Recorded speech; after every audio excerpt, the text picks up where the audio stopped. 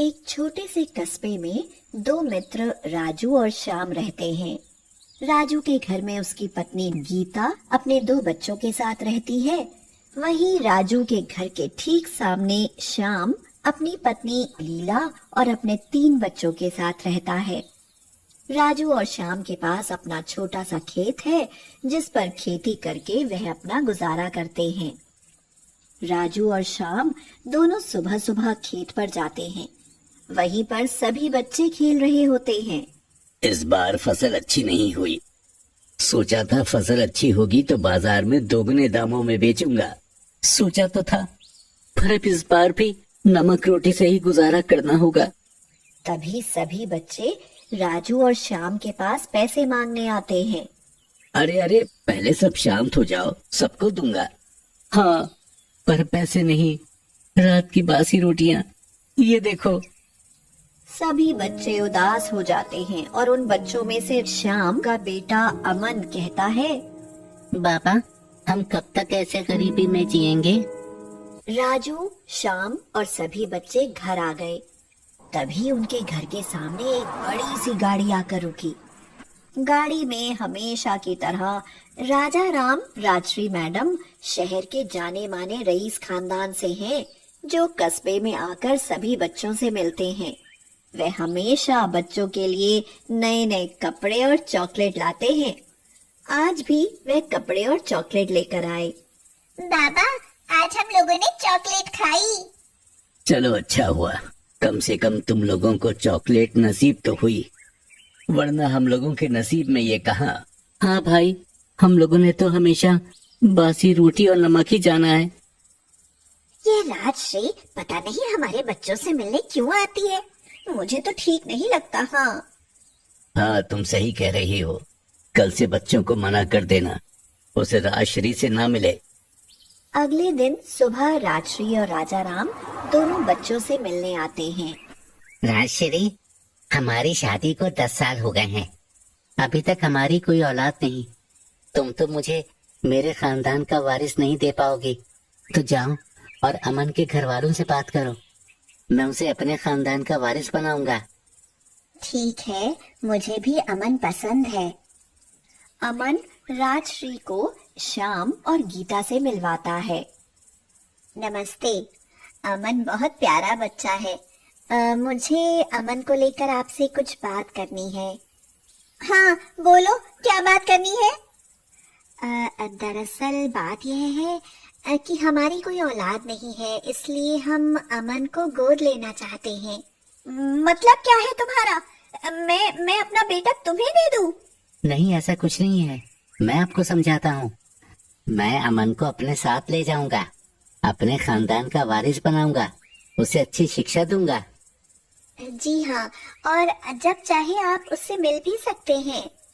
इसीलिए तुम रोज हमारे बच्चों से मिलने आती हो और उनके लिए अलग अलग चीजें लेकर आती थी, ताकि वह तुम्हारे लालच में आ सके।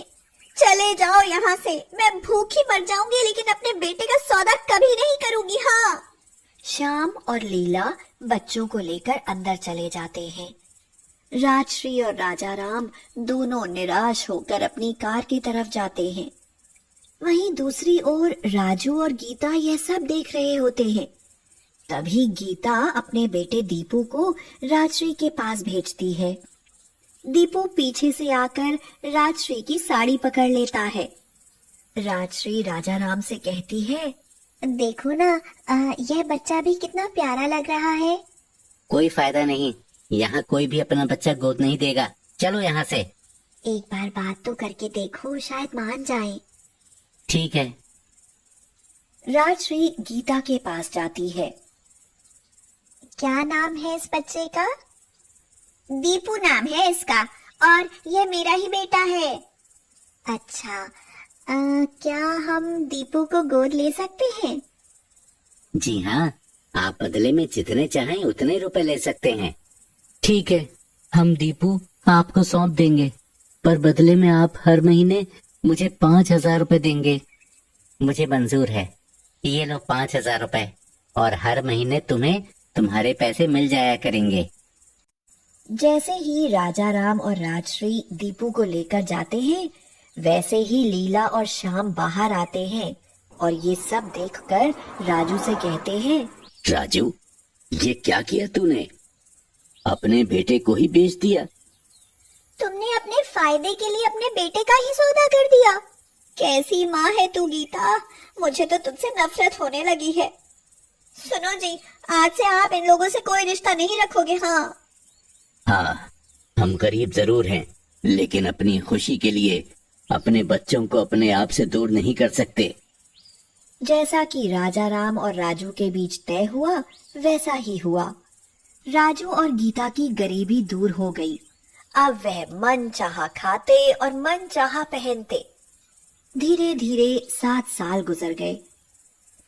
गीता को एक भयंकर बीमारी ने घेर लिया और एक दिन वह यह दुनिया छोड़कर चली गई। राजू के पास इतना पैसा होने के बाद भी वह उसको बचा नहीं पाया। अपनी माँ को आखिरी बार देखने और उनकी चिता को आग देने भी उनका बेटा दीपू नहीं आया। अमन भी अब बड़ा हो गया है तो सारा काम अब वही संभालता है। अमन खेत से आता है और कहता है, माँ, पानी पिला दे। लाई बेटा। बाबा, आज शहर से दीपू आ रहा है। दीपू के पूरे 10 साल बाद गांव आने की खुशी में राजू चाचा ने शानदार भोज बनवाए हैं। हाँ, तो हमें क्या करना? माँ, आप बड़ों की दुश्मनी में हम बच्चे को दूर ना करो। मैं और दीपू बचपन के दोस्त हैं। वो मुझसे मिलने जरूर आएगा। बहुत बड़ा आदमी बन गया है मेरा दीपू। कार की आवाज आती है। शायद दीपू आ गया। माँ, मैं भी आता हूँ। दीपू, आ गया तू?